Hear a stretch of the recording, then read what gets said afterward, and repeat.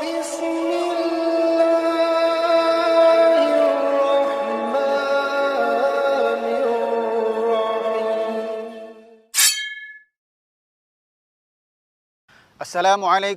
warahmatullahi wabarakatuh. Kembali bertemu dengan saya, Zainuddin. Kali ini saya akan membahas tentang permasalahan yang sedang terjadi di negara kita tercinta. Ada banyak rentetan peristiwa dan permasalahan yang semakin menumpuk.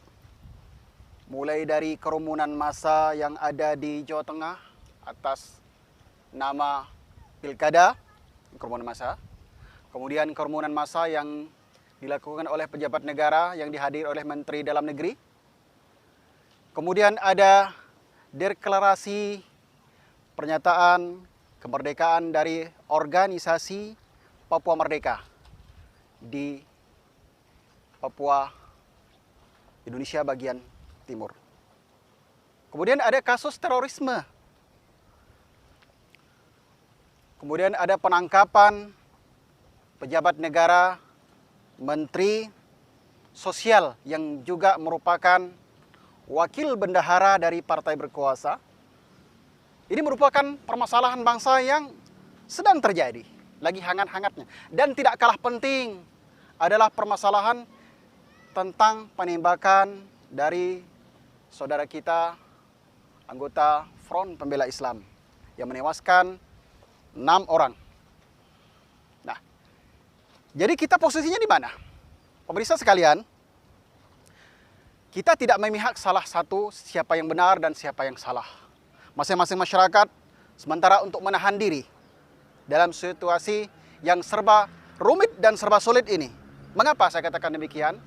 Karena masing-masing kelompok mengklaim, memberikan pernyataan, mengemukakan alasan, dan seterusnya.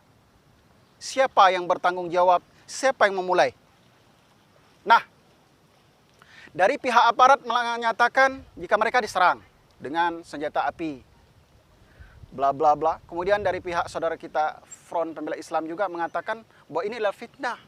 Karena jangankan senjata api, senjata tajam pun tidak diperbolehkan anggota FPI untuk membawanya. Nah, mestinya menghadapi situasi seperti ini, saya jadi ingat sebuah kisah di dalam Al-Quran ketika terjadi pertempuran antara orang Muslim bersama dengan kelompok kaum kufar. Apa kata Allah dalam Al-Quran?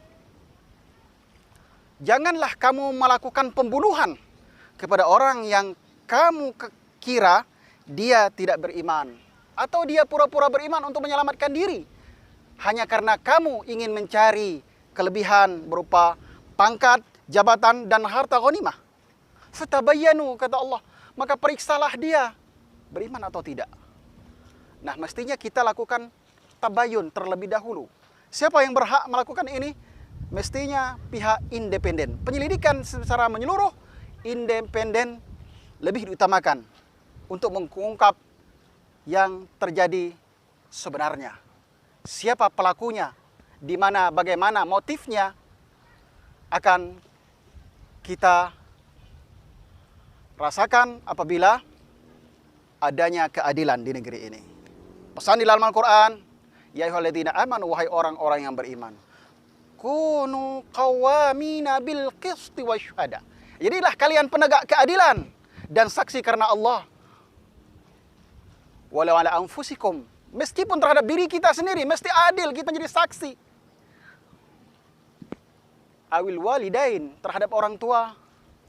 Iyakun qaniyan aw fakiran. Apakah kepada orang fakir, orang kaya, orang miskin, mesti sama derajatnya di mata hukum.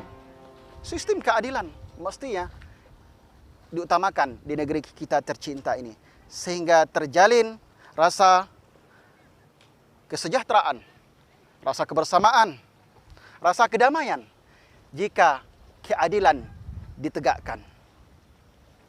Nah, jadi pesan saya kepada pemirsa, kita tahan diri sejenak, tunggu hasil audit independen dari Komnas HAM atau Amnesty Internasional.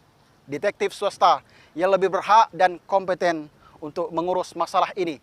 Siapa, bagaimana kejadian yang sesungguhnya. Sekian dari saya. Assalamualaikum warahmatullahi wabarakatuh.